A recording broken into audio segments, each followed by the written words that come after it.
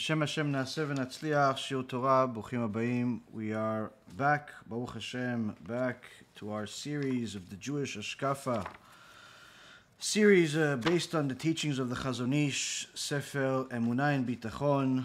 Series we've been doing already for a couple of years and took a little bit of a break, an extended break over the last 3 months, but Baruch Hashem, we thought about it, we learned it, we reviewed it, and it's time for us to continue it, Baruch Hashem. The series has certainly transformed many lives, including our own, just from the very basic understanding of what a Jew is supposed to think like.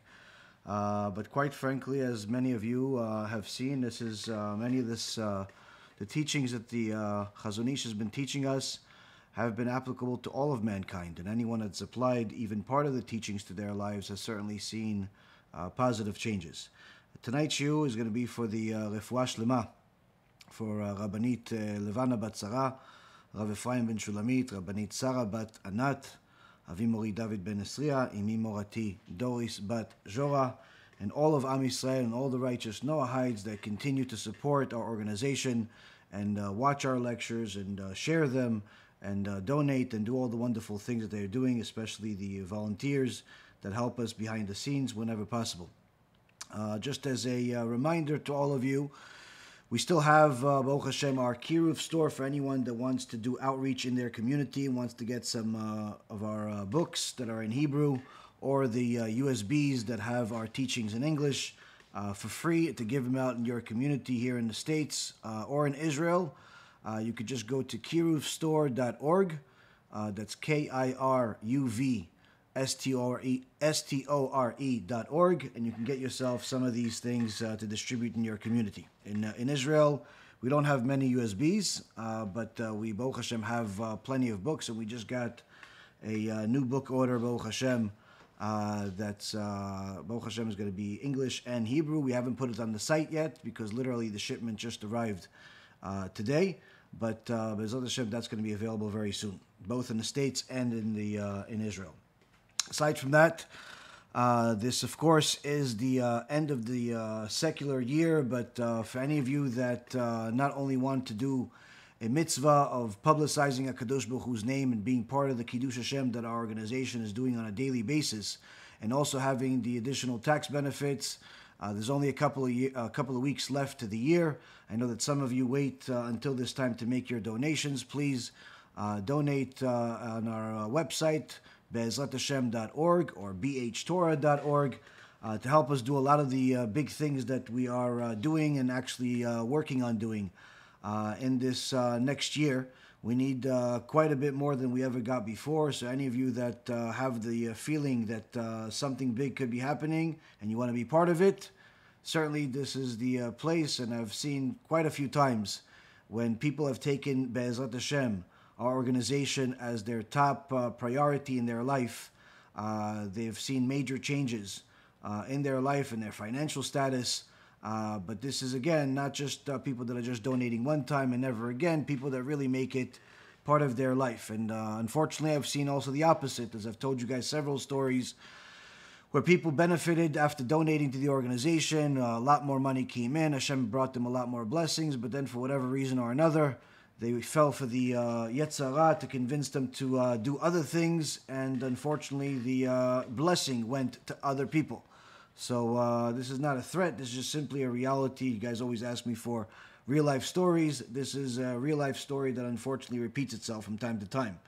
So if you want to be part of everything that we're doing, now is the time to help us. There's an enormous amount of investments that we need for the Kollel, another 2 Kollels now, and the Bedin, the new Bedin, needs a lot of help.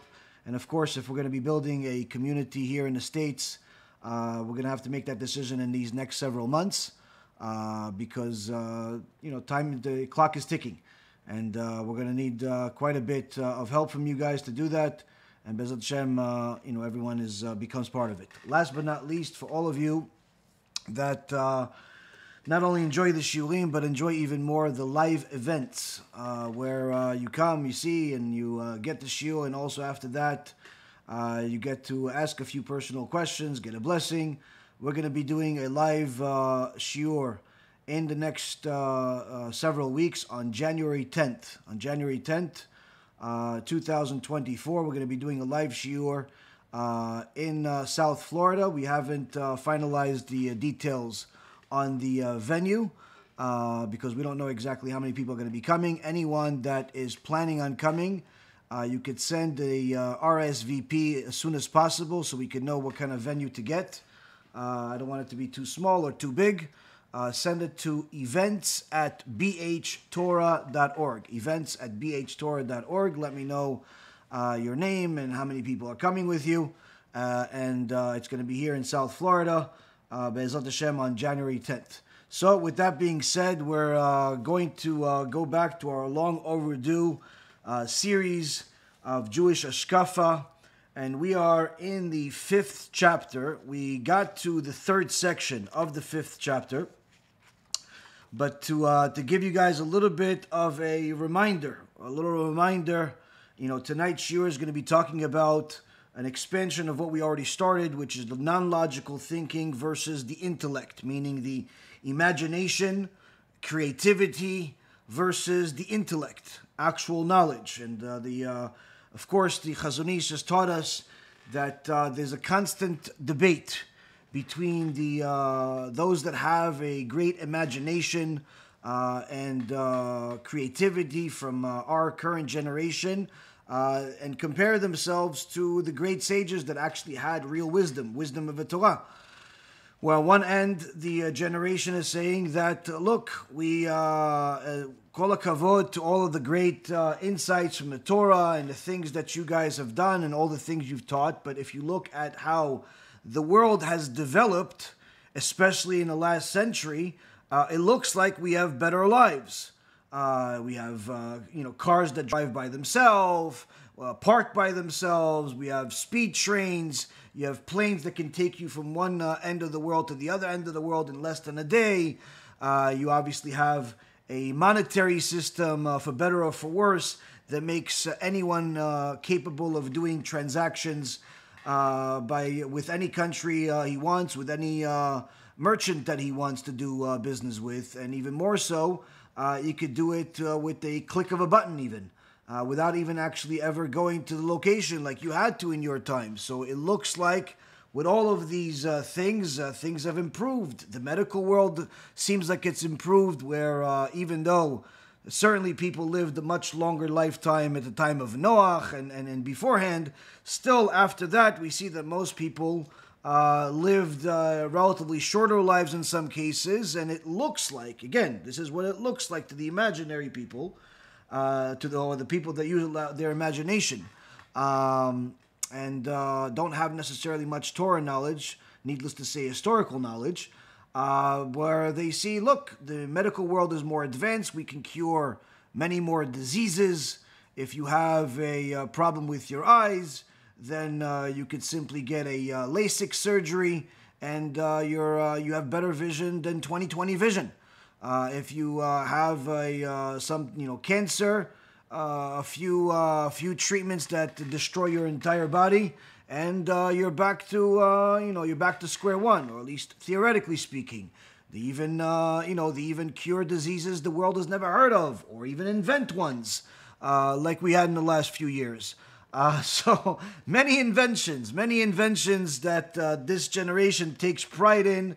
Certainly, social media. And the whole electronics and computer world has advanced, and from that perspective, the generation feels like it has a chip on its shoulder if it compares itself to the older generation, the ones from whether it's 100 years ago or 500 years ago, and needless to say, 1,000 or 2,000 years ago. It looks like the older generation should bow its head to, wow, look at you guys are doing better than us. Again, this is the theoretical knowledge. Now, the truth is, as the Chazon Ish has taught us, that this is obviously not quite true for many different reasons, but one of the things that he's mentioned in the first section of this chapter is that while the later generations retort, saying that the earlier generations were idlers and have no contact with other nations, well, we do. The truth is that the life of the earlier generations were very, very different, and in many cases drastically better than the life is today. Marriage used to actually mean something. Divorce was rare.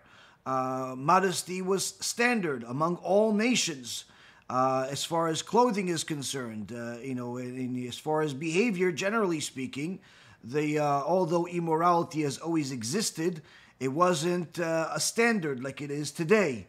A person did not have to worry about his wife if she was late by an hour or 2 hours from some appointment, lest she be committing adultery like they do today. A woman did not have to worry about our husband fantasizing about a woman that he just saw on the internet 20 seconds before he said, I'm home, like people do today. So a lot of the issues that, we have today didn't necessarily exist back then. Life actually, was better in many regards. But again, at the same token, everything comes at a price. Everything comes at a price. And one of the things that the Chazon Ish moves on into now is really the culmination of this particular section, which is comparing the inventions to the innovations. And there's quite a bit of a difference between the two. And then we take that into the world of Chidushim, new insights, the thing that every person that learns Torah wants to have, and in many cases thinks they have. I can't tell you how many times people tell me that they have a Chidush. In many cases, the Chidush is interesting, but it's not really a Chidush. If the person would have learned enough, they would have seen that one of the other sages has already said it. But there are many times where people bring a Chidush, and it's not only not a Chidush, it's something you should run away from, and we'll discuss that in BeEzrat Hashem, because again, it's important for a person to understand what is a Chidush and what does that have to do with the two generations. So as we're going to continue BeEzrat Hashem, we're going to see what the Chazon Ish has to tell us. And he starts as follows. Besides, it's natural for human beings not only to invent many things, but to forget much as well. We have no idea how much has been forgotten. As Shlomo HaMelech said in Kohelet, in the Ecclesiastes chapter 1, verse 10 and 11, it can happen that they will say something, look, it's new, but it has already existed in the past. There is no memory of former generations, nor of the future ones that are to follow, among those that will come after them. We know that of wisdom of the Egyptians, whose mummies have remained intact until present times, and the scientists of the past few generations have not been able to unravel their secret. It's said in the Torah of the embalming of Yaakov Avinu, in the book of Genesis, chapter 50, verse 3. We're going to get to that in a couple of weeks. Where 40 days pass, for such is the time of the embalmed. Where the Egyptians, after Yaakov Avinu died, they embalmed him, and they had a way to preserve his body as if he was still living, without being worried about the maggots and the worms that simply destroy the body after a person dies, after the soul leaves it.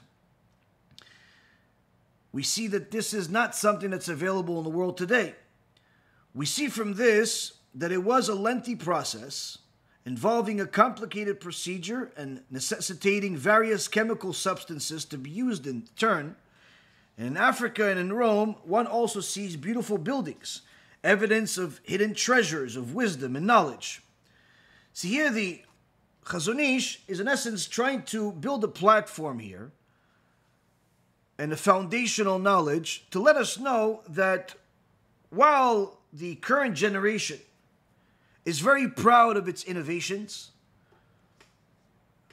or what they view as inventions, whether it be the self-driving cars or the GPS system, or now in the last year, the artificial intelligence, and these are all considered inventions in people's in people's mind, as if it came from nothing. But the reality is that these are not quite inventions, but rather innovations.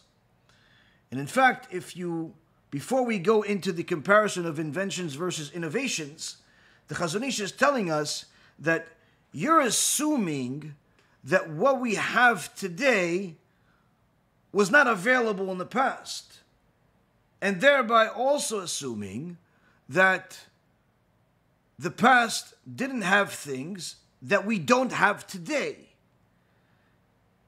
And there lies the problem. Assumptions based on ignorance are typically wrong assumptions. And the Chazon Ish tries to bring a few different examples. First, he starts off with the wisest man of all, Shlomo HaMelech, who says that this is going to happen. This is going to happen where people will say one day, look, this is new. I've invented something new that never existed before. But the truth is, Shlomo HaMelech says that it already has existed. It's already been here in the past generations before you. But you just don't have a record of it. And just because there's no record of something doesn't mean it didn't happen. It's like the old saying in English where if a tree falls in a forest and no one is there to hear it, does it still make a sound? Of course it makes a sound. The fact that you weren't there to witness this doesn't change that. And this is one of the problems that you have in the world today that's ignorant of Torah and proper Hashkafa, proper ideology, where people really truly believe that the world revolves around them. That if they are not somewhere, then certainly it didn't happen. If they didn't hear of something, then certainly it doesn't exist. The best thing is when somebody first comes to one of our Shiurei Torah and, they're listening for a few minutes and all of a sudden, you see their face change. Like something's on my head. And you keep talking and talking, and once in a while they have the courage to say, well, I never heard of that before. So what? You didn't hear about it. What are you, all-knowing? Just because you didn't hear it means that what I'm saying is wrong? This comes from arrogance. This comes from an assumption that you already possess all of the information there is to know. And unfortunately, this is a trap that you've set yourself. And without humbling yourself, you'll never become anything in anything. One of the things that a person needs to know is that the world is huge. It's a very, very big world.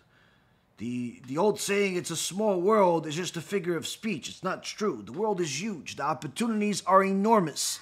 Whether it's opportunities to gain knowledge, expertise, make money, or anything else out there. Literally, it's an endless world from the human perspective. But anytime a person thinks that it's a small world and that their knowledge is, in so many words, complete, this is a person that is choosing to minimize their world, minimize their perspective, minimize their expertise, but also cancel out anything that's opposite to what they already exist, which makes it a very, very difficult life. Now, the Ben Ish Chai commented on this whole question about Shlomo HaMelech being the wisest man of all. Somebody asked me just last night, I heard in your lecture that everything is in the Torah. What do you mean by everything is in the Torah? Does that mean that certain mathematical theories are actually in the Torah? Or is it really more like a figure of speech? And I said, the answer is, everything literally means everything, even more than what you've actually used as an example. Not just are all mathematical theories in there, and all inventions are in the Torah, and all of the things that have happened in the last 100 years in there, in the last 1,000 years are in there, even though the Torah was only given to us 3,334 years ago, and originally written 974 generations before the world came into being, whereas the Gemara in Masechet Chagiga says that HaKadosh Baruch Hu wrote the Torah with black fire on white fire, and he used that Torah as the blueprint for the world that he was creating. He saw that his Torah has kosher fish, kosher animals, and that's were the rules, and therefore he created those animals.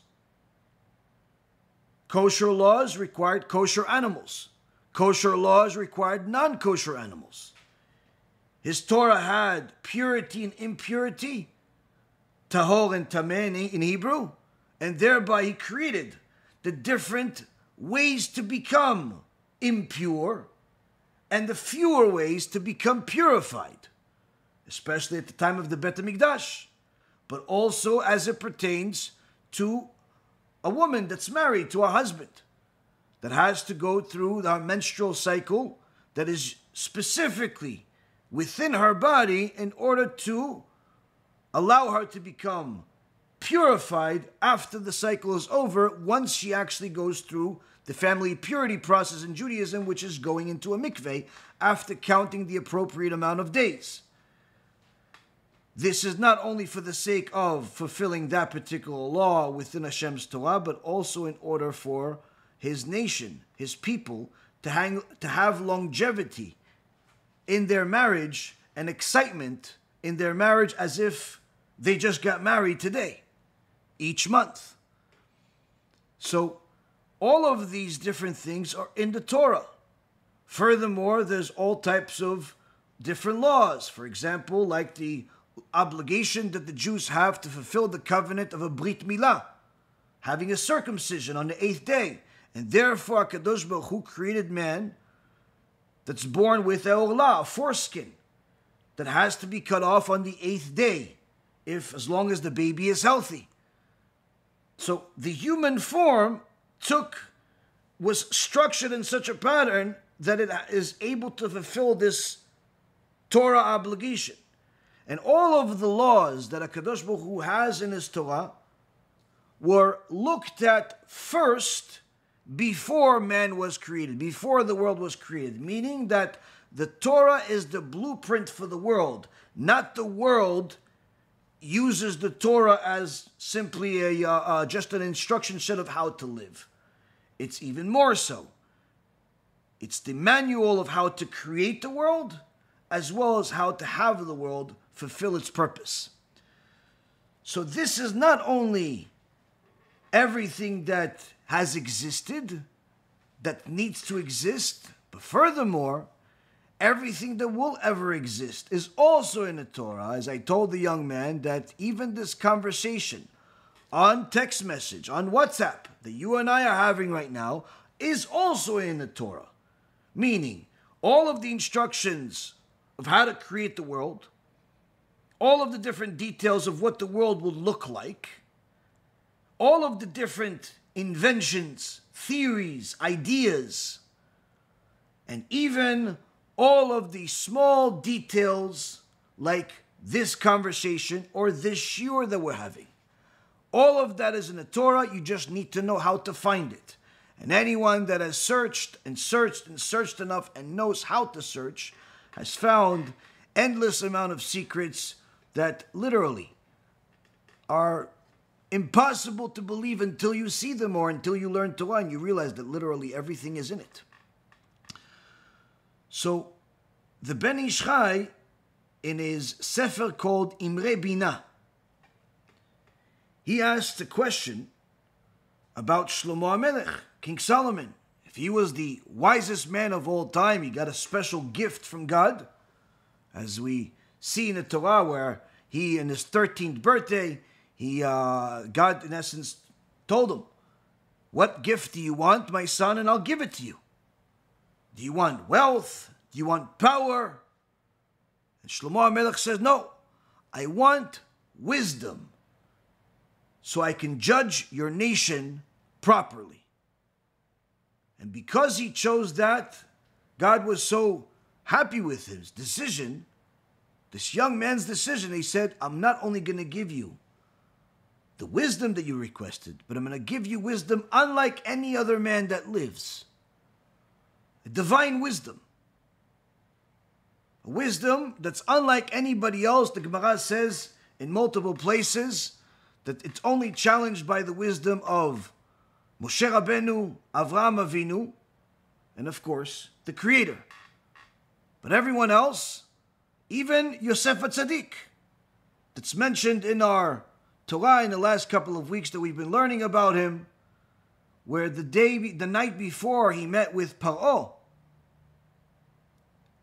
an angel came down and taught him 70 languages. 70 languages in a single day. Obviously, this is a special person. And why did he need to know 70 languages? Because the tradition in Egypt at the time of how they chose a king was based on who knows the most amount of languages. As the Midrash Rabbah says, when Yosef HaTzadik showed his brilliance in the dream and interpreting the dreams, Pharaoh wanted to test him, test his knowledge.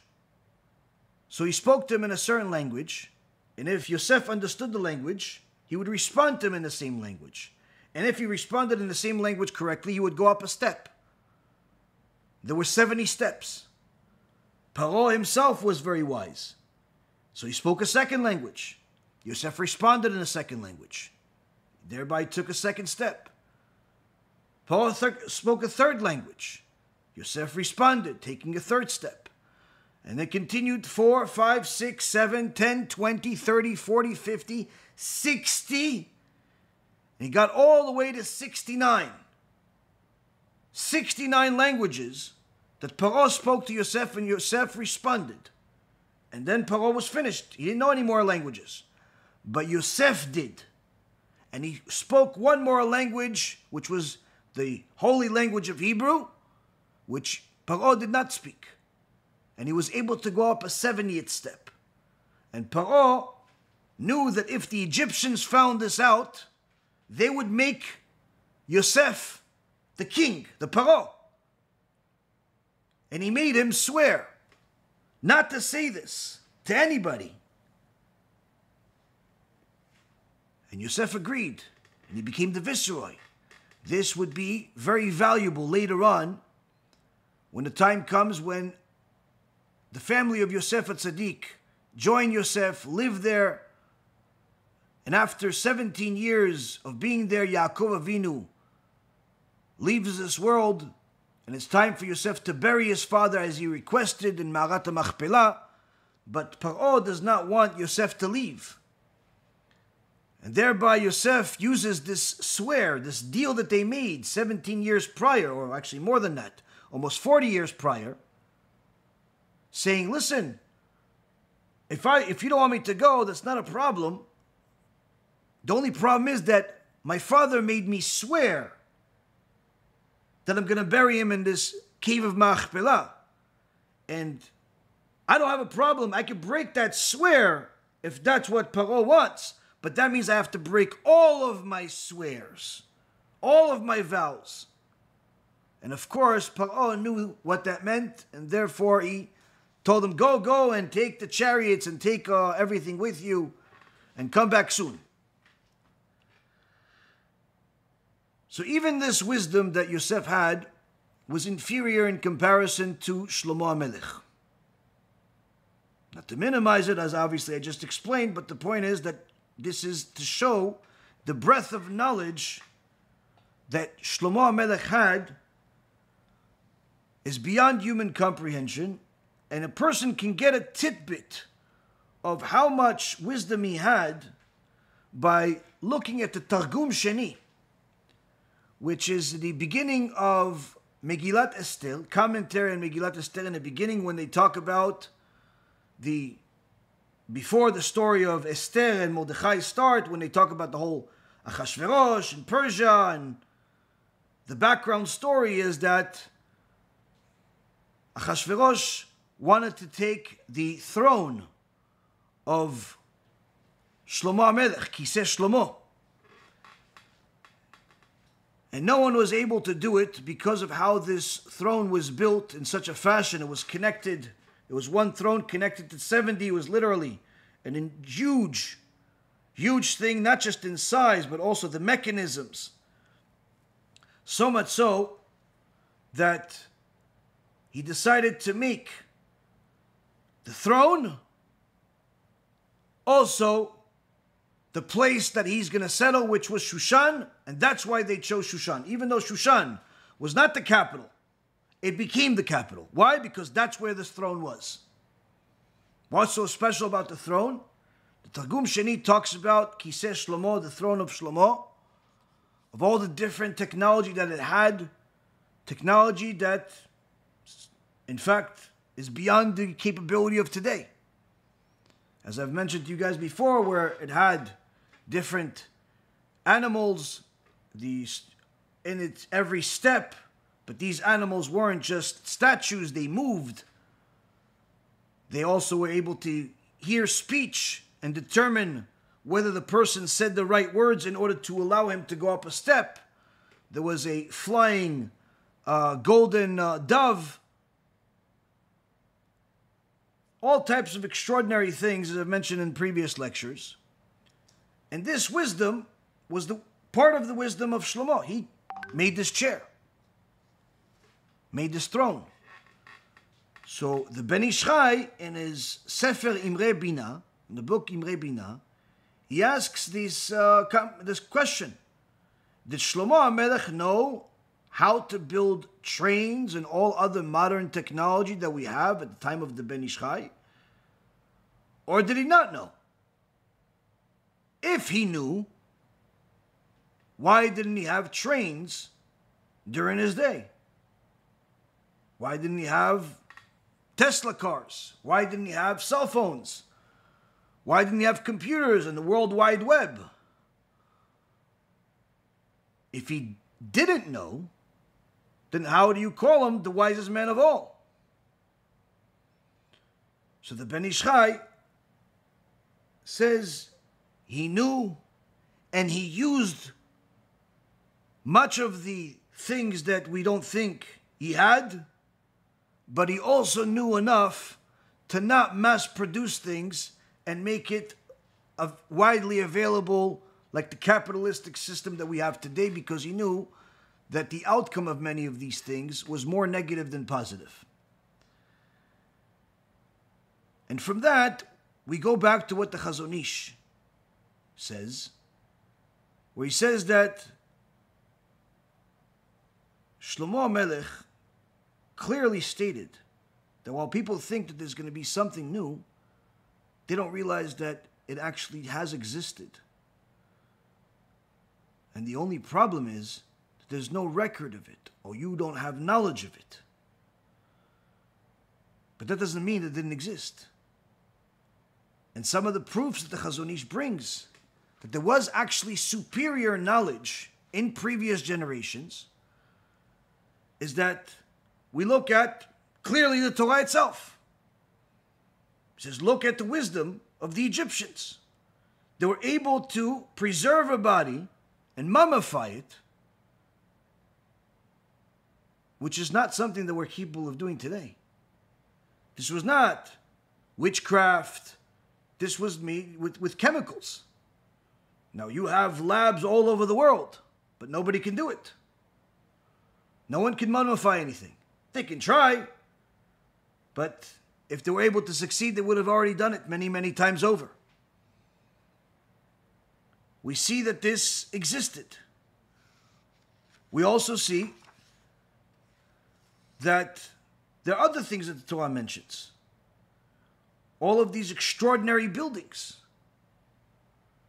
That if you look at all of the advanced technology we have in the world today, does not know how it was possible to build the Bet HaMikdash. Even though the Bet HaMikdash was destroyed, we have the Kotel, which was in essence the smallest part of it.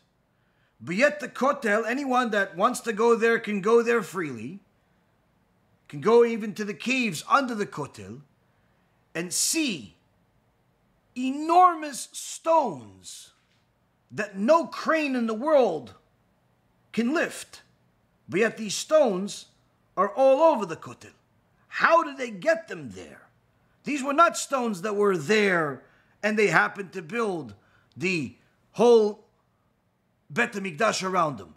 These were stones that were moved from place to place, lifted in the same fashion that people lift all types of heavy other things, but less heavy than these stones.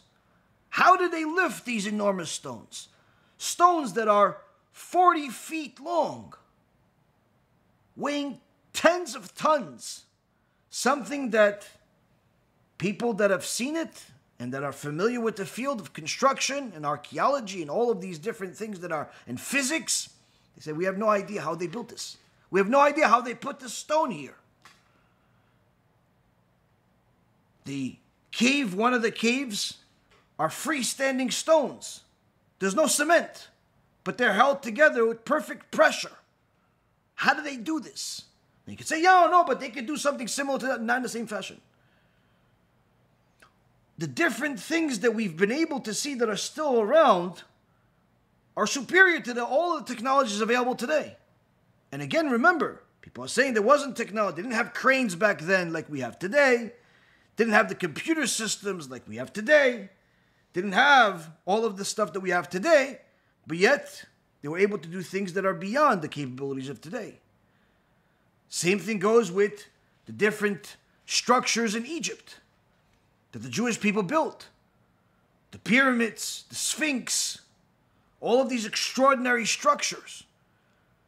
The building of these structures is so superior to anything that's available in the world today that there are literally endless conspiracies about how there are aliens that built them, because they simply cannot comprehend how the Jewish people built them. How these so-called slaves built them. How do they put these stones in these enormous stones? How do they move them? How do they lift them? How do they make them so symmetrical, perfect? This cannot be human-made, according to the conspiracy theories that are ignorant of Torah. They literally say that aliens must have built them. It's not possible that people built this, because they assume that if it's not possible today, with the technology that we have today, with the computers and the software and the engineers and the terrorist, colleges and universities, well, not it's really terrorist organization, backers. They can't do it. So how could these slaves from 3,000 years ago do it?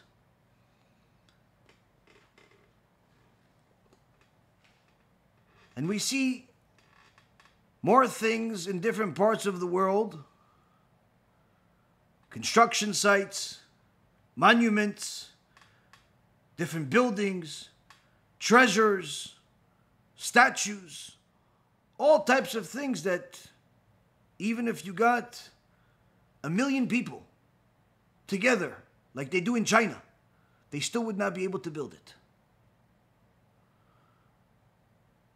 Showing clearly that the past generations were not the Stone Age like people think.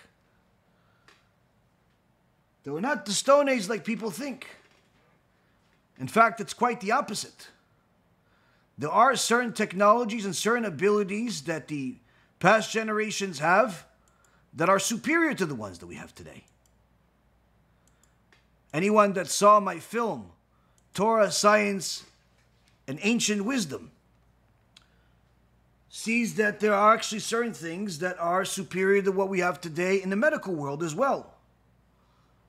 The Gemara in Masechet Bava Metzia has a liposuction operation made on Rabbi Elazar ben Rabbi Shimon, where they remove several buckets of fat from his body because he was a very big man.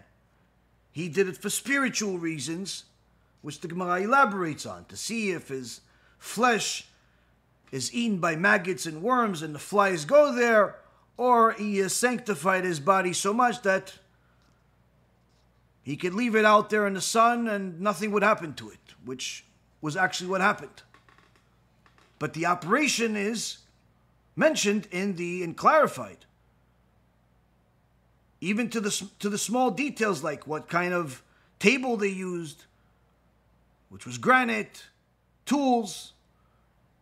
Another time the Gemara mentions about how one of the sages was suffering problems with his eyes. And one of the other sages said that he had a cure for it. It is a very strong paste that he makes from different chemicals. And if he puts it on, it'll cure his vision, meaning he'll bring his vision to perfection. He'll see 20/20. He won't have to wear any glasses or any problem with his eyes again. But he was concerned to lose more. He says, okay, so you could put it above something else. Cover your eyes. He says, no, I'm still concerned. He says, no problem. You know what? It's strong enough that even if you put it at the back of your head, it'll still cure your eyes. And that he agreed, and that's actually what happened. He put the paste on the back of his head, and it gave him 20/20 vision, perfect vision. In fact, it was better than 20/20 because the Gemara says that if a person wants to know where his share of the land ends versus another, he has to know how far he can see his sheep if he's a shepherd, and it gives details of how far the average person was able to see, which was 10 miles with the naked eye. Today, no human being can see even 1 mile with the naked eye. Meaning that vision was superior back then. The physical abilities were superior back then. And this is less than 2,000 years ago. But also there was medicine that was superior to anything that we have today. Imagine if one of the Jewish sages comes to us and says, look, here's this little paste. It'll turn everybody's vision to vision that is unbeknownst to man today. You're able to see 10 miles ahead of you. You can read perfectly. In so many words, your eyes turn into something supernatural. All of the eyeglasses companies go bankrupt. And the world changes forever from this little paste that this old man came up with. But it already existed for a couple of thousand years. So, the first part that we're seeing from the Chazon Ish that lays the foundation is that don't assume anything. Especially, don't assume that you're so much more superior or superior at all today because of the recent inventions. Because the older generation also was superior in certain aspects. Furthermore, the Chazon Ish goes even to the next step and says the wisdom of the later generations, meaning now, is based on that of the former ones who discovered the carbon dioxide and the oxygen in the air and the uses of their separation from each other, studied ores found in the depth of the earth, gold, silver, iron, and the methods of their extraction. On the basis of the development of this wisdom, the later generations conducted many experiments. Much of the glory should go to the ones who first opened the doors of wisdom. They were not handed the keys by the previous generations, but rather used their hearts and their great talents to unlock those gates of knowledge. The later generations, in contrast, entered gates that were already open. Moreover, most of these new inventions, were invented following experiments conducted by ordinary people, possessing energy and a talent for experimenting without their having acquired wisdom in the institutions of higher learning, like colleges, of their times. See, here, the Chazon Ish takes it to another level of clarifications, to put things in the right perspective. Instead of being so proud of the Teslas and the ChatGPTs and the other softwares and hardwares that are available today, know where you stand. Number one, as he's already stated, many things existed in the past that are superior to today. Furthermore, even the things that were invented today were not really invented, but rather innovated. Because all of the things that are brought to the world and produced are relying on the previous generations. Those same ones that discovered even the existence of carbon dioxide, how to separate them, how to separate the different chemicals that are in the world, whether it be precious metals or other types of chemicals. These were people that really started things. These were people that the credit is really belongs to, because had it not been for them, none of this stuff today would exist. Their wisdom, their knowledge, their expertise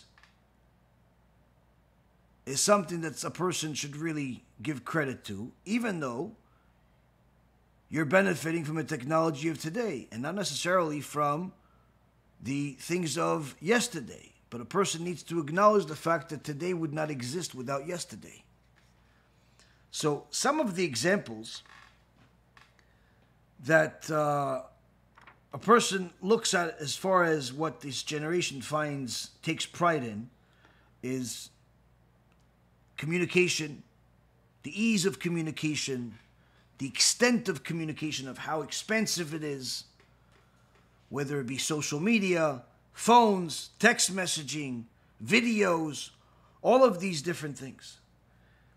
But the truth is that very few people today, especially the newer generation that's been born since, let's say, the 1990s, and especially in the 2000s, very few people even know who are the pioneers of the internet.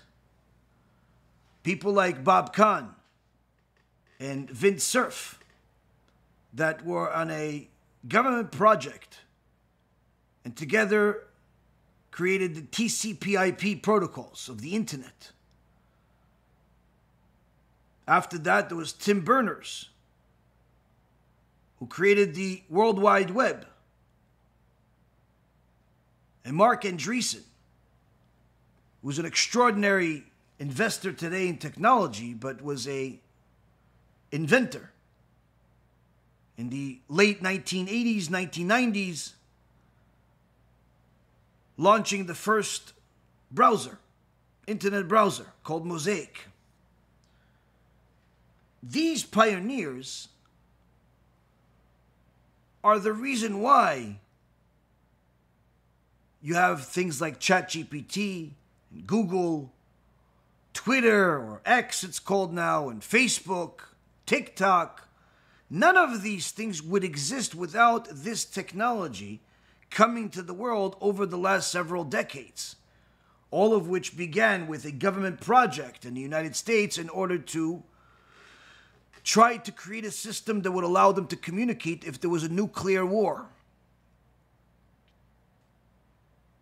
The government projects that eventually went to the world, where in the 1980s they started giving the ability for people to use it. No one thought it was going to be as big as it is now, but they gave people the ability to see things without necessarily having to go to places, communicate without necessarily having to use the same technology that's been available for, let's say, the last 100 years before that, whether it be the telephone or different types of letters and so on. The first email that was ever sent crashed just because the author wrote a second letter, which was O. The system crashed, but the second email succeeded. A government project saw life, but then it was innovated by different people and expanded upon in every single generation that followed it. Every generation relies on this foundation. In fact, the same technology of the HTTP and the email system that was originally created is still utilized today. That hasn't been innovated. It's actually still in existence now. In fact, there are technologies that were available 100 years ago, but are not available today, which proves our example of what we mentioned about technology of Shlomo HaMelech and other extraordinary people in their times. Everyone is familiar with the Tesla car. It's become perhaps one of the most famous cars out there. Not sure if it's profitable yet or not, but certainly it is popular. Now, this is named after a very famous inventor, an engineer, an extraordinary person named Nikola Tesla. This Nikola Tesla had his hand in many different major inventions, whether it be electric, or it be the electric boats, telephony, lighting, induction motor. He invented many extraordinary things. But one of the things that struck me was that he actually had wireless lighting already available 100 years ago, which we don't have today. Meaning he had a system of lighting that we don't have today.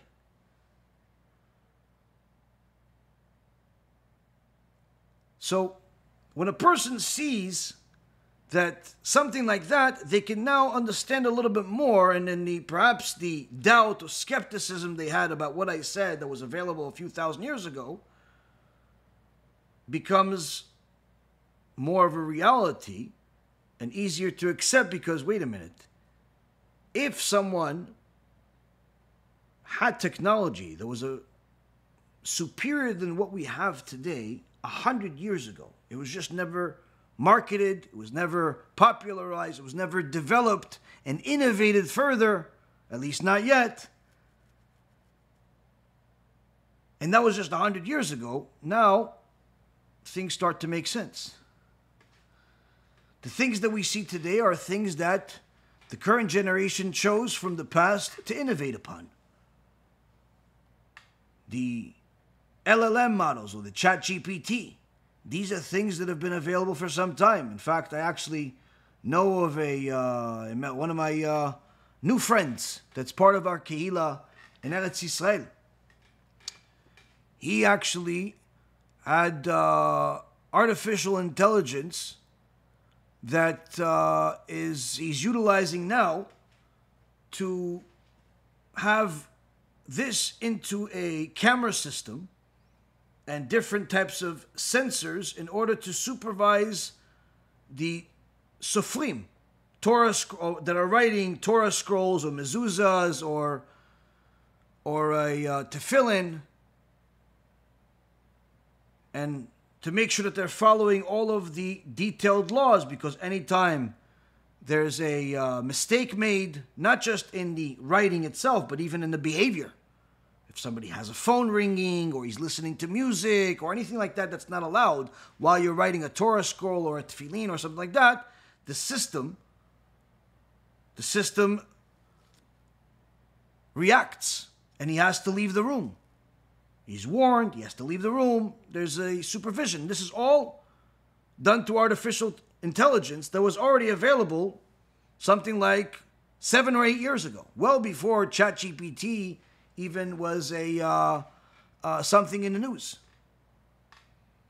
Now he's trying to build upon this. It's still very expensive, but the point being is that many of the things that we see today are there because someone chose to innovate something that already existed.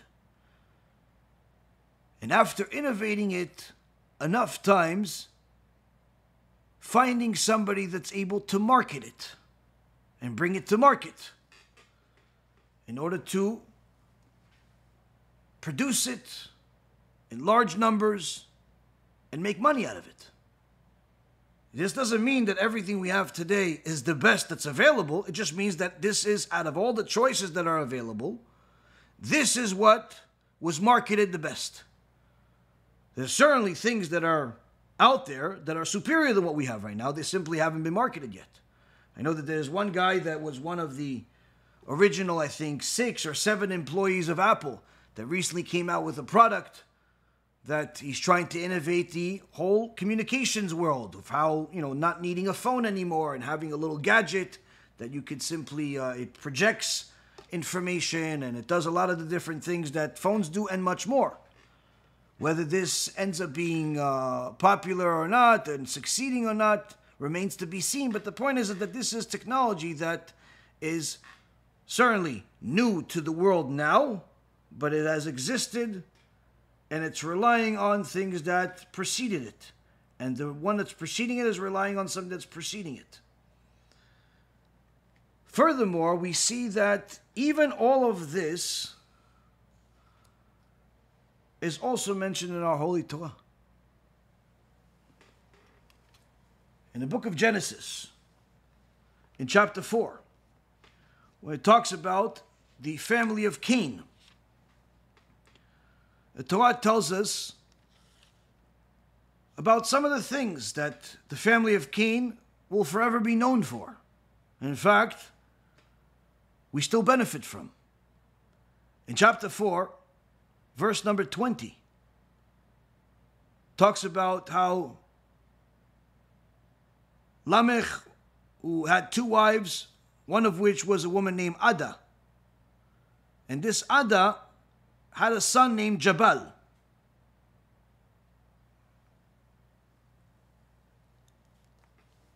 Which in Hebrew, it's Yaval. Now this Jabal was the first of those who dwell in tents and breed cattle. What does it mean, dwell in tents and breed cattle? Obviously, we know that the Abel was also a shepherd. So he wasn't the first shepherd, and it doesn't say he was the first shepherd. But rather he was the one that was able to breed cattle, meaning he innovated in the world of breeding. Furthermore, his brother Yuval was the first who handled the harp and the flute. Music, instruments came to the world through the sons of Cain. The harp and the flute are still utilized today. But they're mentioned in the Torah literally within a few pages of creation. Now, Lamech's other wife, Zillah, she also had a brilliant son named Tubal-Cain. And this Tubal-Cain was the one that sharpened all the cutting implements of the copper and iron. He had special skill set. In essence, he's the one that brought weapons to the world. All the different weapons that you see today started here.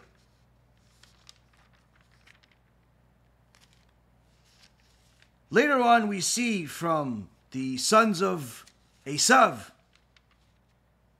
also made different types of breeding that's not allowed, but nonetheless, they also brought certain things to the world. And the point is that if you look at the Torah itself, you'll find that everything that we have today, whether it's weaponry, steel products, precious metals, medical equipment, music, farming, all of it comes from the Torah. From people that most people don't even know existed. From people that are not listed in history books. They don't have a Wikipedia page. But rather they have a verse in the Torah that will outlast any Wikipedia page and will be available for eternity. And all of what we have today, whether it be music or steel or internet or electric, all of the wireless and the all of these different things that we have in the world today, they're simply innovations, not true inventions. This does not mean that they're less valuable. It just means that the current generation should never view themselves as superior to the previous generation because of the material things that they have in the world today, because even there, you're still relying on the previous generation, and in fact, even there are certain parts that are inferior today that are in the past, things that are not available today. Now, this is good information, but it's not the point. The point is, how does this interpret into the Torah mindset? Many times when people learn Torah, if they don't have a rabbi, or worse yet, they have a bad rabbi, then arrogance quickly seeps in and can easily take over their mind and turn what they believe is good and turn it into bad. How so? They start learning and they decide at some point that they know better than the sages that preceded them, the Chachamim that have learned more than them. They decide that they are smarter. Or perhaps they know something, or they figured out something that the previous sages in our tradition, in our history, didn't know. They brought a Chidush. Now, Chidushim are very important, but a person first needs to know what a Chidush is. The arrogant person thinks, or I should say, not even the arrogant, but simply the ignorant, that by default is more times than not arrogant, thinks that a Chidush is a new insight that never existed before. Something the world of Torah has never seen before. It is an invention. But if you ask the great sages, whether it be Rav Elyashiv, Rabbi Chaim Volozhin, or the Chazon Ish, they all made the same statement. Do you know what a Chidush is?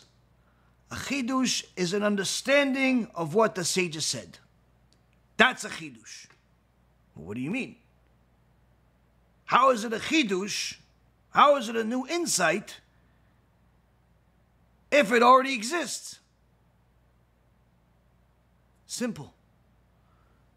you understand what they said in a way that your level of intellect can understand it, a clarification that does not contradict what our sages have said, that's a new insight. Now you may be able, now that you understand the basic, to also extrapolate from this understanding. You understand that this is not just a piece of brown material. You understand that this is a tree. Now that you know that this is a tree, you could also get fruits from this tree. It's still part of the tree. And those that knew this was a tree the whole time also had those fruits. But you have now finally become aware of that. Years ago, Rabbi Masoud Abuhatzeira, the father of the Baba Sali, was learning Torah, and he got in front of an extraordinary, complicated sugya. And he was studying it day and night to try to understand this complicated part of the Torah. And after a week, he finally realized, he finally understood, he finally extrapolated what he needed from it to understand this complicated Torah teaching. It was so extraordinary that he decided to have a seuda, a feast. At the feast, he invited the different chachamim, young and old. And when the people came, one of the youngsters that didn't really have the reputation of being a big Torah scholar or anything special, asked, what is the topic at hand here? And Rav Masoud Abuhatzeira said the first part of the sugya, and without much effort, this young scholar quickly arrived at the conclusion. This weakened the Rav. Oh, how did he know this? I worked on this for a week, and he just like that got it. This weakened him, and he went to the Saba Kadisha, his father, Rabbi Yaakov Abuhatzeira, and he said, no, without any arrogance or anything, I just want to know, how is it possible that this young man that's not really known as a big Torah scholar yet or anything, how did he figure out so quickly what I've been toiling on day and night for a week? He's either a hidden genius that no one knows, or I'm really just a fool, and I think that I know something, but I'm really a fool. Rabbi Yaakov Abuhatzeira taught him a very valuable lesson that is relevant today as it is back then. He says, you have to understand. The Zohar HaKadosh tells us that every Jew has a letter in the Torah. This doesn't only mean that there's literally a letter designated for you, but this also means that there is in Shamayim, in heaven, HaKadosh Baruch Hu designates certain Torah insights. Certain Torah insights to every Jew. It's going to learn Torah that you could bring to the world and no one else can. If you toil in Torah, you can discover things that weren't clarified until you came. This is not new information. This is extrapolating from what exists.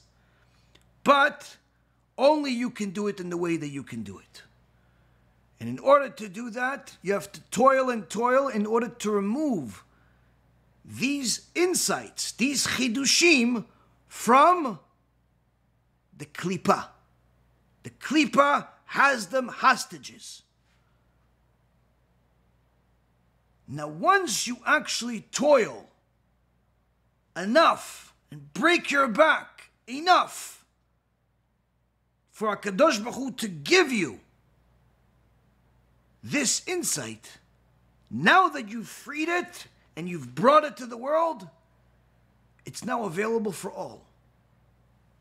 So you freed it from the klipa. Now that you've freed it from the klipa, certainly you ask people and they're going to know it all of a sudden. Before that, if you would have asked them, no one would have even known what you're talking about. So don't worry, my son. You still are the ones responsible for this particular chidush. What is it like? Our dear Rav Ephraim, gives a very simple example. It says many people, watch these different shows, cooking shows, and it's impressive. You see how this guy makes these candies from coconuts and makes it look so delicious, and he puts all these colors on it.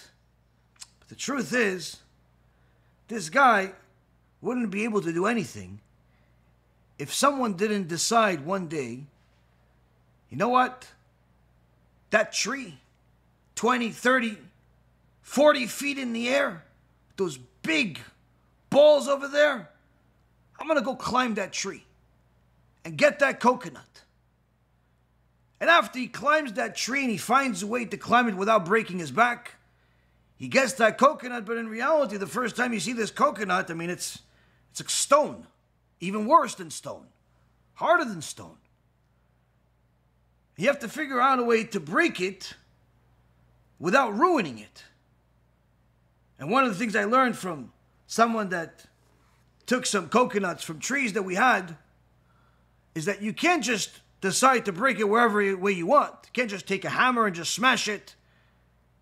If you want to do it properly, you need to use a machete. The average person doesn't have a machete.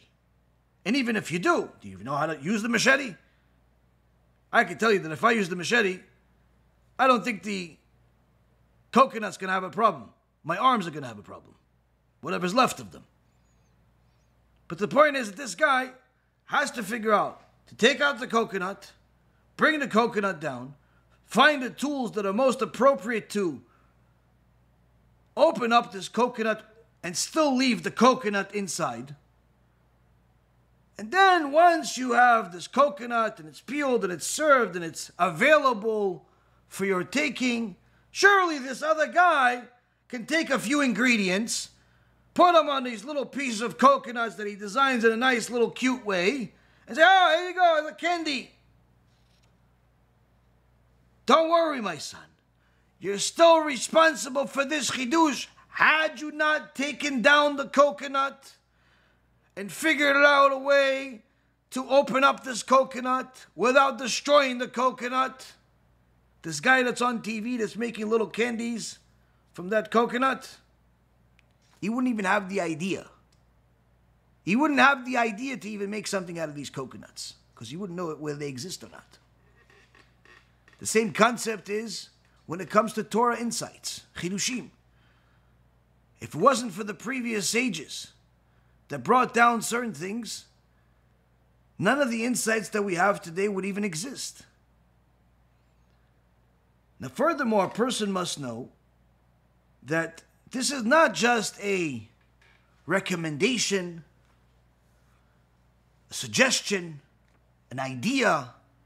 This is our tradition. Now, a person that's not familiar with Torah, or at least not familiar enough, could easily jump to the conclusion that he is human, and so are the rabbis. He puts his pants on one leg at a time, and so does his rabbi. And once he gets to that conclusion that he is not very different than his rabbi, he's human, even though the rabbi perhaps has learned for more years than him, he assumes that he can learn everything that the rabbi has said because he's watched all of his shiurim. He attended the shiurim, and he watched 100 of them, and he watched 1,000 of them.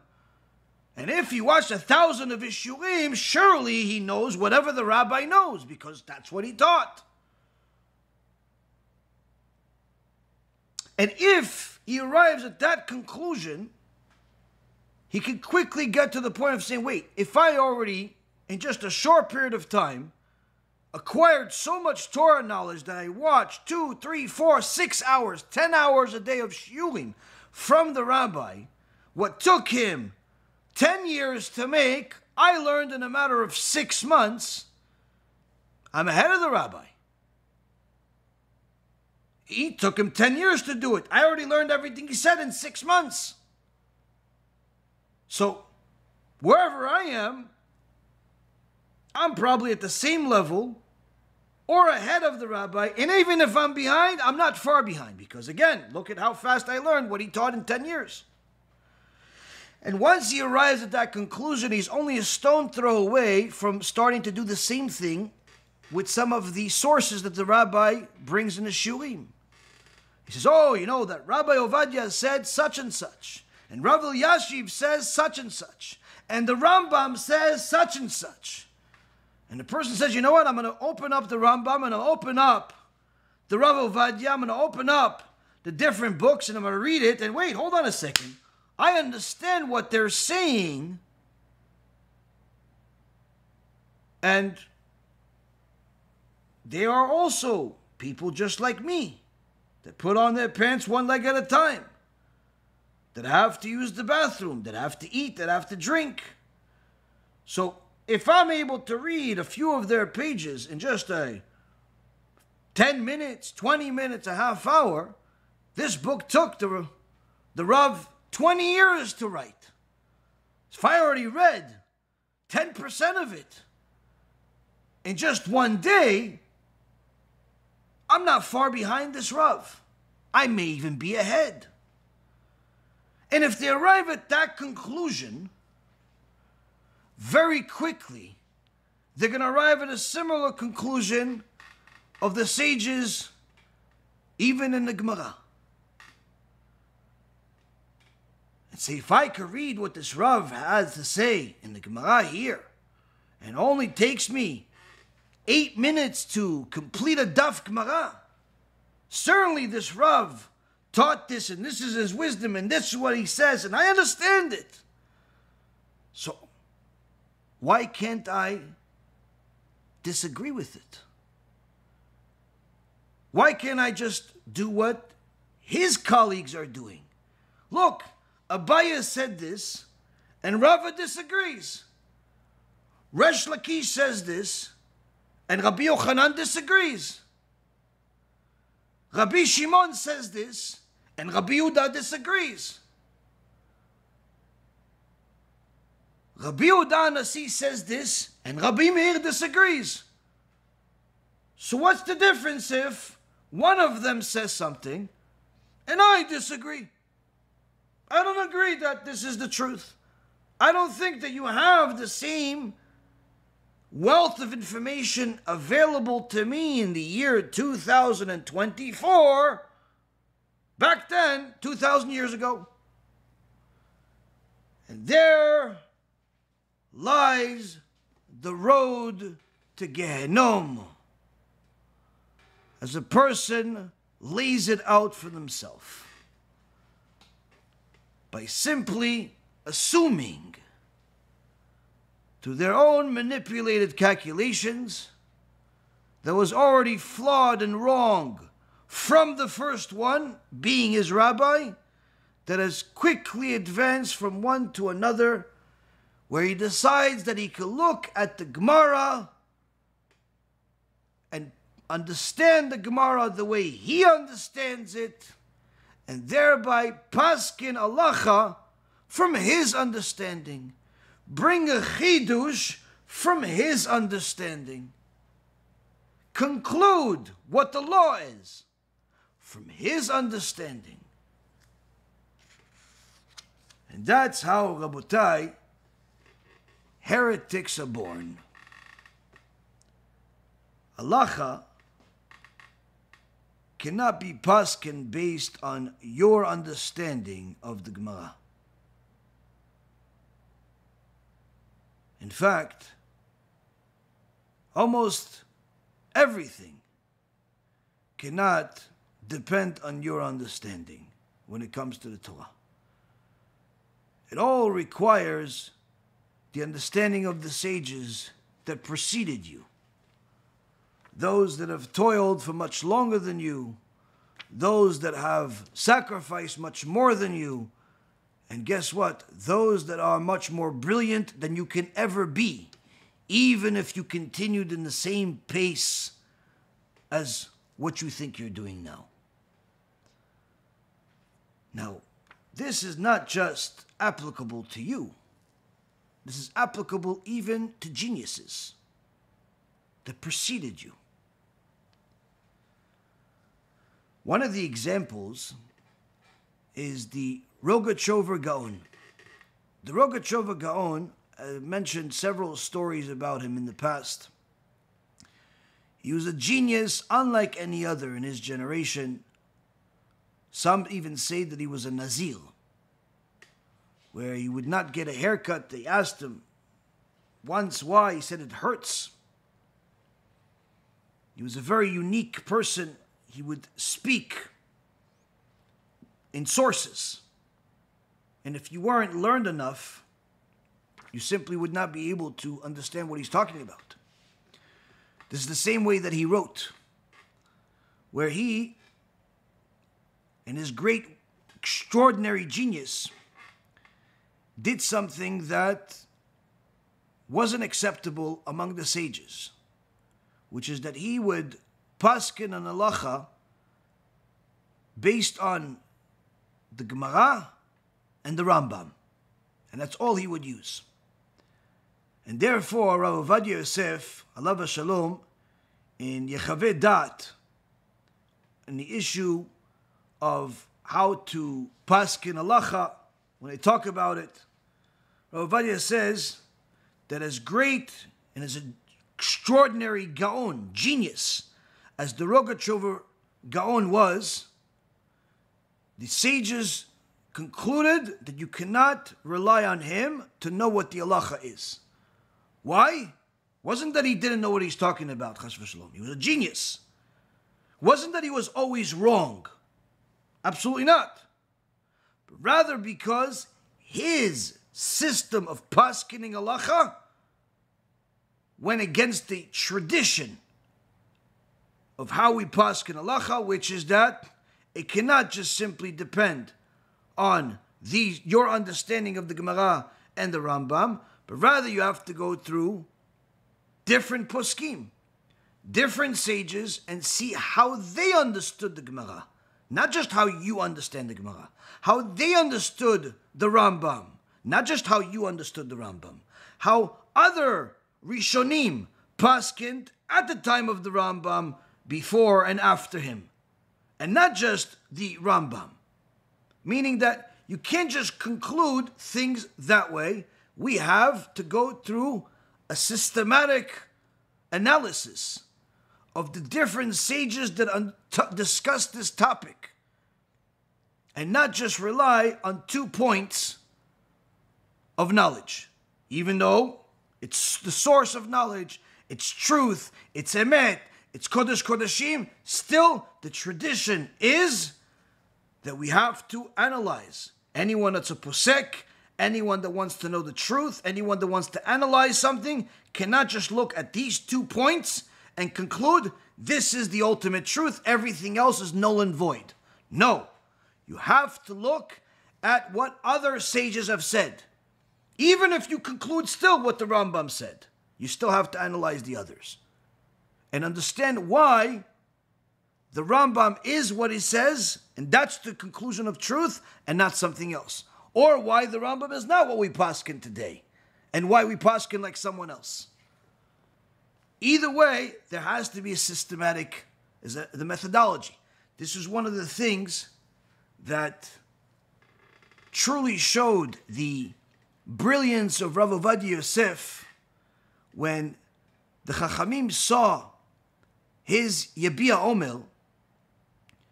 They simply did not understand how somebody in this generation has that type of knowledge, where it wasn't, oh, he discovered A and thereby he concluded B. No. There is an issue at hand of A, and he brought you hundreds and hundreds of sages, some that were not even known to the average person, and even other people that knew about him didn't have access to their work. He brought everyone that discussed this topic, every sage that lived in the last 1,000 years, to discuss this particular topic, and mentioned and decided based on the analysis of each and every single one of them. At one point, Ovadia Yosef he was on a radio, and people would ask questions, not like the questions that people ask me, simple questions of the basic fundamentals of how to act as a Jew on a day-to-day life, but extraordinary, sophisticated questions that came from big Talmidei Chachamim. And every time during the show, multiple times during the show, the person that was running the show would tell people, ladies and gentlemen, I just want to remind you, Rav Ovadia does not know of these questions before you ask them, and does not have any books in front of him. And people would ask questions, and he would answer the questions, but not just saying yes or no because this sage said it, but rather go through an analysis. This is the question. This question was mentioned by this sage. He said such and such. Another sage that lived 800 years ago said this in this book, on this line, on this page, and this is what he said. Another sage said this in this book, at that page, at that line, and this year, and this is what he said. And he would literally give you the whole system. You asked a question, he gave you a whole map of all of the points of where in history, of where the Jewish sages asked this question that you have, and what they said, and where they said it. And he would give you the conclusion of what was concluded by the sages after evaluating all of these different opinions and analysis throughout the generations. And this was all live.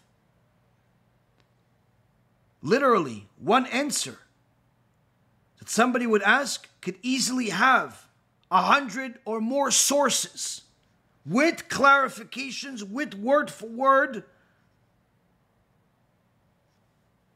speech telling you what it says there. The breadth of knowledge was unbelievable. They turned these into books. Some of the books by Rav Ovadia came from this radio show. Yabia Omer was even more than that. Just so you understand, the first what I just mentioned is impressive as can be. Yabia Omer for Torah scholars is even more than that. Some of the sages at the time that didn't think that there were any great Sephardi scholars left in the world. And they thought that all of the scholarship was only in the Ashkenazi world. When they saw the Yabia Omer, literally, they couldn't believe that somebody like that lives today. When Rav Ovadia says, this is what the law is, that's because every possibility that not only that you can think of, or I can think of, but that everyone has thought of over the last couple 1,000 years is being taken into account. This is why even the great Gdolim in the Ashkenazi world, in the Sephardi world, in the Hasidish world, everyone knew Rav Ovadia. That's something unique. That's not something that you just simply say, oh no, I disagree with Rav Ovadia. It doesn't work that way. Why? Because he's not telling you, oh, I feel this way. This is my opinion. He's telling you, this is the conclusion after reviewing all of the great sages and seeing what they said and walking in their footsteps and following their tradition. Which means, Rabotai, that when he said that the Rogatchover is not someone that you could rely on halacha, is not his opinion. This is what was the opinion of all of the great sages that have lived in the last 100 years, because again, this is something that we have that's fundamental to the Jewish world. If you want to know what the truth is, it has to go through the tradition. If you have a chidush and new insight that no one has ever heard of, no one has ever spoken of, you don't have a chidush. You have a problem. You have a mistake. When the Baal HaNetivot, Rabbi Yaakov of Lisa, published one of his book, one of the young scholars read it and said, Kvod Harav, this is very good, but some of the things that you wrote, they were written elsewhere. And the Baal HaNetivot says, of course they were. Of course they were written elsewhere. Because if one goes on the right path, he will meet many friends. He'll meet many friends. But if he goes on the wrong path, alone, into the desert, he won't find anything there other than danger, other than sins. He'll only find himself alone, like the sinners are. I went on the right path. So that's why I found so many friends. And here, in this particular chidush, I directed it towards the thought process of this sage. And this insight was in the line of that sage. And that insight was in the line of that sage. I went on the same straight path as my forefathers, and I found them on the way. That's how you know it's true.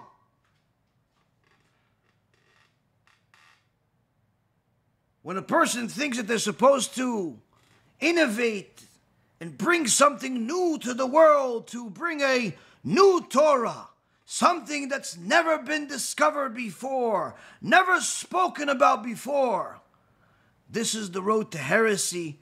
This is the road to the desert. This is not the road to kosher Torah. Now, unfortunately, the public that's unlearned doesn't know that. So when they hear, oh, this rabbi said something new no one has ever heard before, he's bringing a new aspect of Torah to the world. If he really is bringing new, as the Chazon Ish says, where he uses the Mishnah, Chadash asur min Torah. New is forbidden according to the Torah. There is no new inventions in the Torah. There's only innovations. Lastly, there was a story that happened about 80 years ago. One of the Chachamim, the Even HaEzel, Rabbi Yisrael Zalman Meltzer, he was in a Bet Midrash, and one of these young, arrogant scholars came to him. Not even a Talmid Chacham, he's just, one of these young guys that doesn't necessarily want to follow the tradition, wants to bring something new to the world. And he has clever speech. Sometimes people look smart. They sound smart. But in reality, if they speak to somebody smart, their embarrassment is easily unveiled. In the business world, sometimes you'll see where people use very big words inappropriately. Why? Because, simply put, they want to sound smart, so they study the dictionary. Instead of reading books, instead of reading the important subjects, developing their mentality, developing their intellect, developing their thought process, they want a shortcut. So what do? They study the dictionary. They study big words. And they memorize them. And they use them in a common conversation or in an email or something to write up. Somebody sees, whoa, that's a big word. What does that word even mean? Now, people don't like to show that they're ignorant of something. So they nod, oh, yeah. But immediately what they're thinking, wow, this guy's smart. He's using words, I don't even know what they mean. This guy's a genius.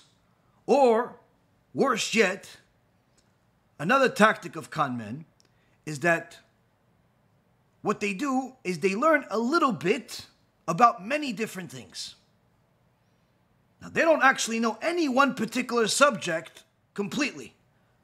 They don't have a complete idea at all. But if they speak to the general public, people that are not scholars, people that are not experts, they'll be able to hold conversations with all types of people and seem like they're the smartest guy in the room. Why? Because they speak about so many different variety of subjects.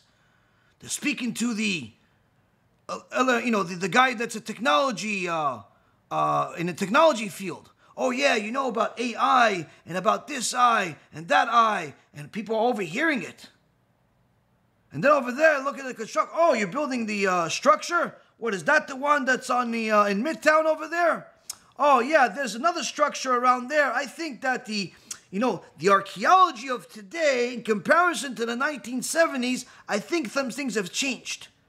And they start mentioning things that people that are, just looking from from the backs, whoa, how does he know about archaeology and about technology and about construction in two conversations? Then they see somebody, oh, whoa, this guy's in the non-profit industry. Oh, yeah, non-profit. Oh, yeah. Well, I saw there was a study, there was a paper. It was a pretty big paper, but I got through it over a weekend. And it actually stated that 98 cents out of every dollar that goes into the non-profit world actually does not get spent on the cause. That was very disappointing. I'm sure your organization is much better, but what do you think of that finding? And all of a sudden, wow, the guy is reacting. Oh, somebody's interested in my field. Ooh, and now they're having a conversation. And next thing you know, he finds a professor. Oh, yeah. What do you think about what these presidents of the Ivy League schools are saying? I mean, on one end, I understand where they're coming from because they want free speech and they want this. And he's able to hold a conversation with this about professors. And in the medical world, they're underpaid in other countries. Whereas in comparison to the U.S., very high salaries. Perhaps that's causing the insurance industry to go up. And now he can hold you a conversation about the economics, about finances, about the stock market. And all of a sudden, this guy looks like literally a genius. Why? Because he can hold a conversation about everything. But that's all he can do. In reality, if he ever happens to build on that conversation more than just a few moments, any expert, any scholar, any knowledgeable person that would ask him a question beyond the very superficial information that he stated initially will quickly find that he not only does not know as much as he seems to know, but he actually knows less than what even the average person knows that's in the field. So how could such a person be? There are many people like that. They're called con men. They pretend to know, and they exude a certain type of arrogance that makes it seem like certainly they do know. And since the average person is not learned in more than one or two fields, when they hear somebody else bringing up a handful or more subjects in almost like a single line of communications, it seems like this person is like out of the world genius. And people quickly assume that guy's a genius. This one's a genius. He knows everything. He knows this. But in reality, they're fools. They're just con men. This is something that unfortunately has been part of history. It's happening. It has happened. It will continue happening. There's even one such story that I'm not going to get into right now that's in the Jewish world from somebody like that. Perhaps we'll discuss it further later on when I arrive at some more conclusions and have some more details about it that are not necessarily relevant to our subject at hand. But the point being is that when a person comes into the world of Torah and they start exuding an enormous amount of confidence, you could conclude, not assume, but conclude, they're ignorant. Wait, but they mentioned this and they mentioned that. So what? The Torah is acquired through fear of heaven and humility. The Torah, as the Gemara says in Masechet Brachot, is symbolized by water that flows to the bottom at all times. Naturally, water flows to the bottom. It'll always go to the lowest point. The Torah is the water, and it goes to a person that does not hold himself very high, does not exude an enormous amount of confidence for his knowledge, but quite the opposite.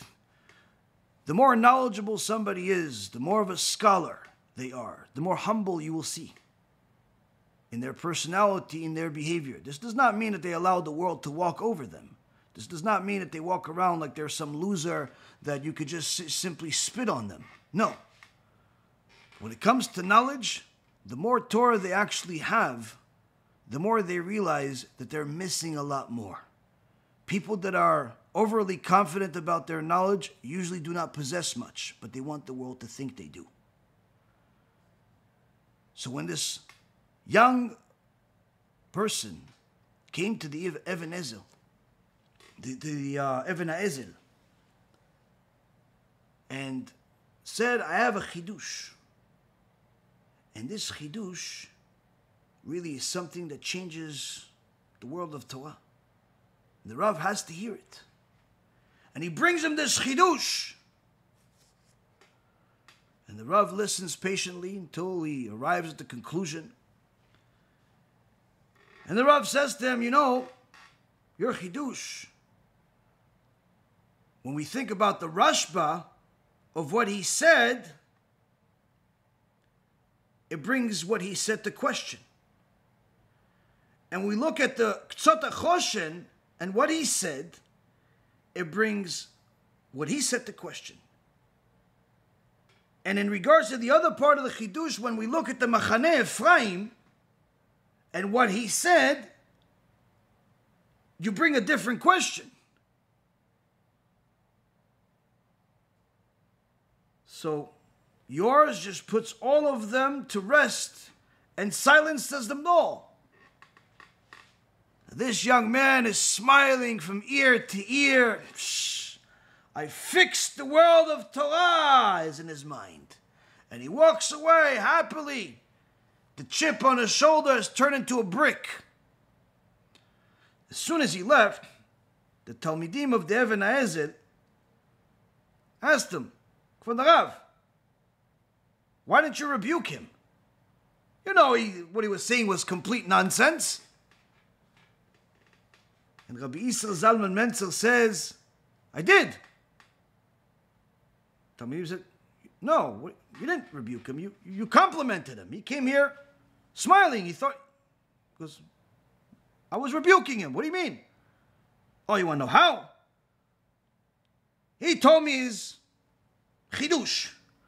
I told him, look, the Rashba doesn't agree with you. The Ktsot HaChoshen doesn't agree with you. Machaneh Ephraim doesn't even think like you. None of them are in the direction that you're going. How can you possibly be right? All of the people that discussed what you're saying are in a completely different world, different direction. How can you possibly be right?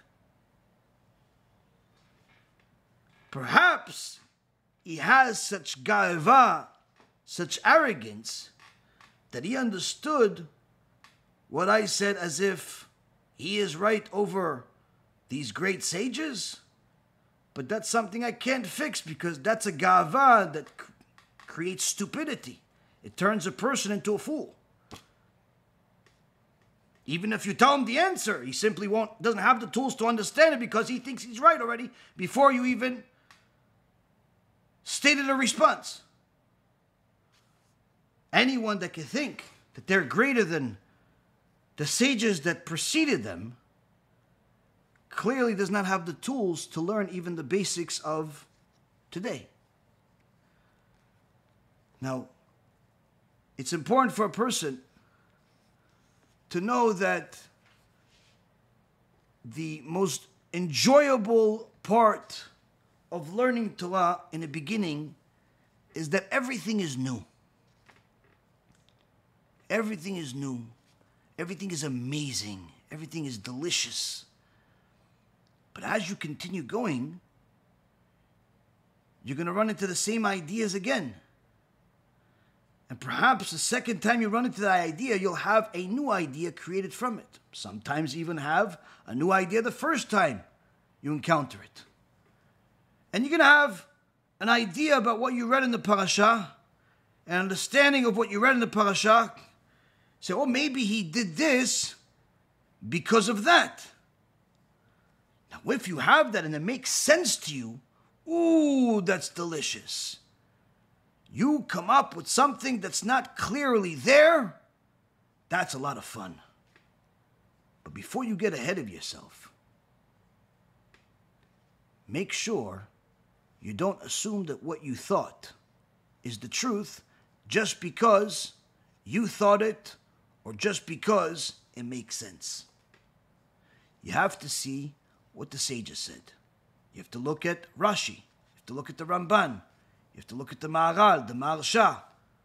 You have to look at the different commentaries in the Midrash. You have to see what different sages that reviewed this point that you're discussing, that you're thinking of, that you're developing. And if you're in the path of truth, you'll find friends. You'll find that somebody else said what you said. You'll find somebody head towards that direction. You'll find somebody said a different part of the same thing that you said, and therefore you can build on it because this can lead to this. But sometimes you'll find that what you said is the opposite of what the sages said. And it's not fun. At first, to know that what you concluded simply is not the truth. Why? The sages said the opposite. And what you're saying is contradicting to what they said.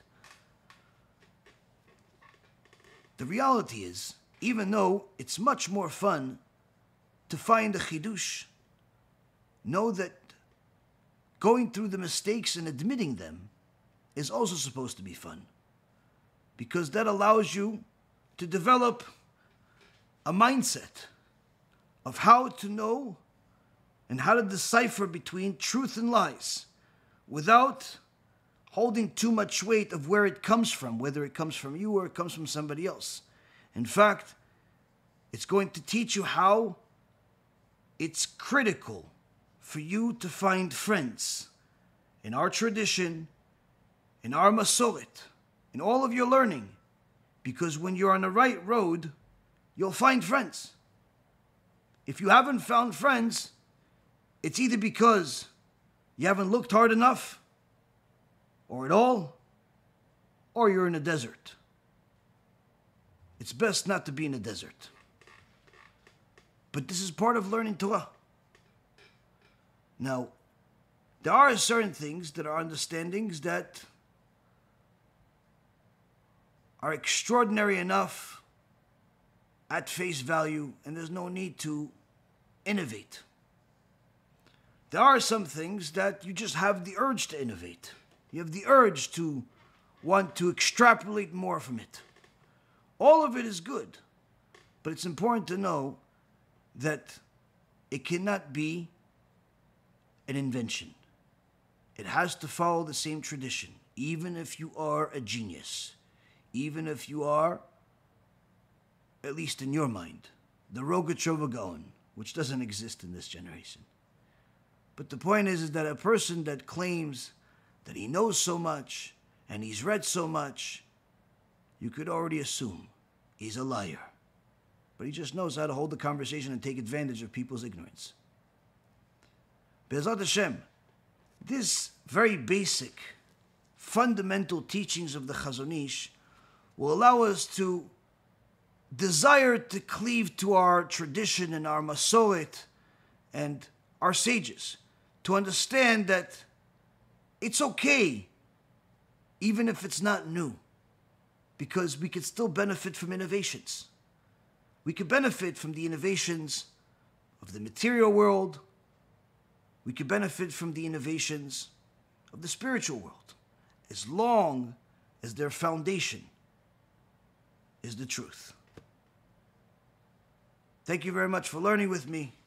May HaKadosh Baruch Hu bless each and every single one of you that learned together with us, shared this lecture, supported in any way that you possibly can by donating on the website or helping us in other ways by volunteering to share the knowledge, to share the different information that we have available for free.